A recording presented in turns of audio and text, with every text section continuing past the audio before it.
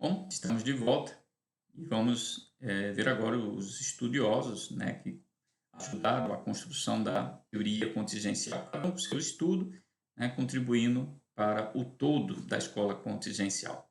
Então, vamos começar pela pesquisa de Chandler, e as suas conclusões indicaram o quê? Que a estrutura organizacional das empresas estudada, ele estudou 20 empresas, e foram determinadas pelos diferentes ambientes externos e diferentes estratégias assumidas. Então, ele verificou em suas pesquisas que as empresas, todas elas, se adaptavam, né, ao ambiente externo, que a estrutura dessas empresas elas eram adaptadas conforme a estratégia que a empresa adotou e o ambiente externo. Então, duas coisas: qual é a sua estratégia e qual é o ambiente externo. Voltando, né, àquilo que eu já comentei anteriormente, quando vocês estudarem estrutura organizacional, vai dizer a estrutura de uma empresa depende do ambiente externo e da estratégia dela. Vamos pegar um exemplo de uma Nike. A Nike é uma indústria e eu me lembro quando eu me formei em administração, quando eu estudei administração, tinha um professor que chegou para a gente e disse: olha, o que vai identificar uma indústria é você olhar na estrutura organizacional se tem o setor de produção. Tem no setor de produção, ali você já sabe que é uma indústria. E eu gravei bem isso, né, na minha cabeça. Só que depois eu vim conhecer a Nike e a estrutura da Nike. E se vocês forem curiosos e procurar a estrutura da Nike, vocês não vão encontrar o setor de produção. E é uma indústria. Aí você fala, como é que ela monta uma estrutura sendo indústria sem ter o departamento de produção, já que todos os produtos são terceirizados. Ela contrata empresas para fabricarem.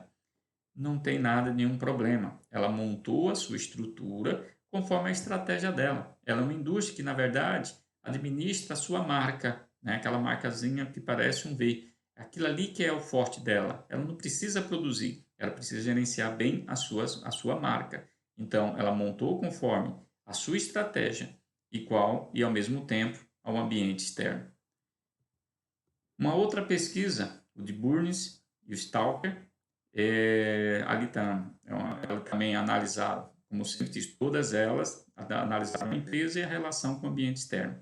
E eles chegaram, e elas são muito conhecidas, essa pesquisa, muito conhecida essa pesquisa deles, eles classificaram dois tipos de organizações: mecanísticas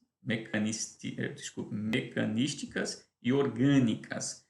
Qual é a diferença entre elas? Vejamos. E elas são praticadas até hoje, tá? No mercado aí.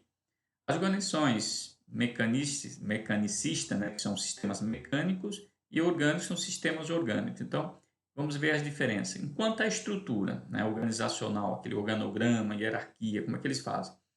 A estrutura mecânica, ela é burocrática, ela segue uma linha rígida, ela tem uma estrutura que é permanente, né, rígida, ela não pode ter a hierarquia que você tem que seguir, que eu só lembro da escola burocrática. E quando você vai para a escola orgânica, né, organização orgânica, você vai ver que ela é flexível, mutável, adaptativa e transitória, porque ela pode mudar com o tempo. Então, veja que ela é muito mais flexível, muito mais voltada para a realidade atual. A autoridade na mecanicista, ela é baseada na hierarquia e no comando, semelhante à escola burocrática, e na orgânica é baseada no conhecimento e na consulta, isso é, não existe uma hierarquia rígida. Ele pode implantar, por exemplo, a administração participativa, onde as pessoas, mesmo não tendo nenhum tipo, nenhum cargo, podem dar sugestões. O desenho do cargo e tarefa, quando você vai na mecanicista, ela já tem a definição de cargo e salário, que é muito comum nas empresas ainda ter isso, né? Você tem um cargo, você sabe o que você vai fazer nele. Já nas orgânicas, você não tem um cargo amarrado. Quando vocês estudarem lá organização, sistemas de métodos, estudarem estrutura matricial, vocês vão ver muito isso. Você vai ter mais de um cargo, né, mais de uma função durante a sua tarefa na empresa. O processo decisório, mecanicista, ela é centralizada, vindo de cima para baixo, semelhante àquela teoria X, né, também de McGregor, e a outra, né, a orgânica, ela é descentralizada, né, ali a gente decide de forma participativa e pode ser também daquele sistema em que né, que a gente chama de empowered, em que as pessoas podem decidir quando tem a solução para o problema. As comunicações na mecanicista, ela sempre é vertical, de cima para baixo, igual a teoria X também. E a comunicação na orgânica, ela é horizontal, isso é, ela é flexível, ela acontece de forma formal, informal, entre todo mundo. A confiabilidade, né? Na mecanicista, ela segue mais ou menos aquela teoria também da burocracia, que o que importa é o que está escrito, tem que estar lá no papel, isso tem que ter regras, formalidade, é aquilo lá que vai valer. Já na sistêmica, né, na orgânica, desculpe, as pessoas, comunicações informais, elas são importantes, elas são valorizadas e não existe aquela preocupação tanto da formalidade.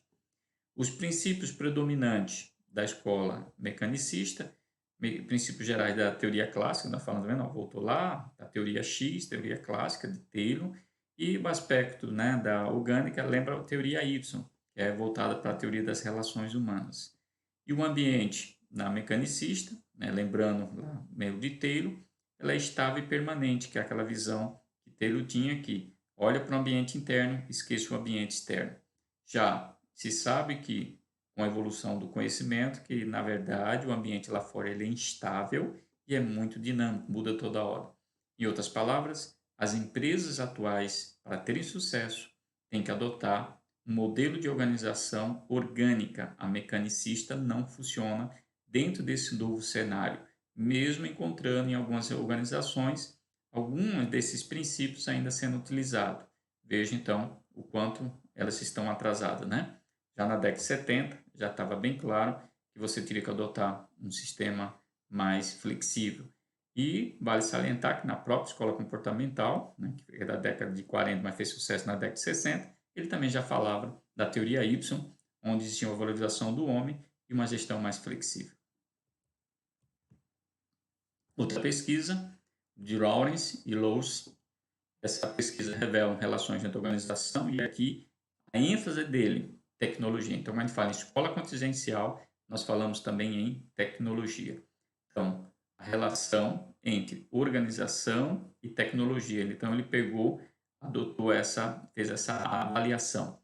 E ele verificou que as adaptações internas da empresa devem ser conforme o ambiente, novamente externo, e a tecnologia. Vale salientar que a tecnologia da informática, sim, mas a tecnologia da evolução dos sistemas, dos processos, inclusive do próprio know-how da organização. Uma outra pesquisa também muito conhecida, né, na escola contingencial, a de John Woodworth, em que ele classifica 3 grupos de tecnologia da produção, isso é, forma de produzir.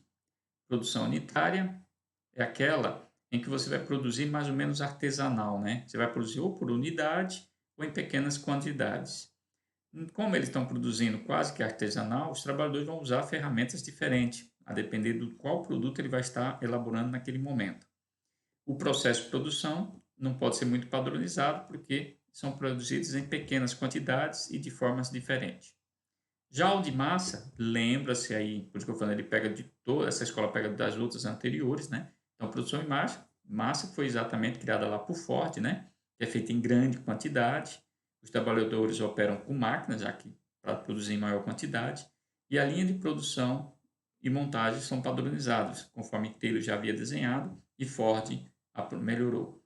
Aí o exemplo, tanto é que são as montadoras de veículos, foi exatamente onde surgiram, né, através de Ford, a primeira estrutura de produção em massa. E o terceiro modelo é a produção em processo. Um ou mais operário lidera um processo total ou parcial de produção, também conhecido como produção em célula. Você vê o início e o fim do processo, então você vai montando essas células. Só que aqui a participação humana é pouco utilizada, porque a maioria desses processos são feitos em cima de tecnologia. Um exemplo disso são as refinarias de petróleos e as siderurgias também utilizam esse processo, essa produção em processo. Bom, vamos dar uma parada por aqui também, né, para não ficar longa, e daqui a pouco a gente volta, né, com a escola contingencial, com mais assuntos interessantes dessa escola. Até daqui a pouco.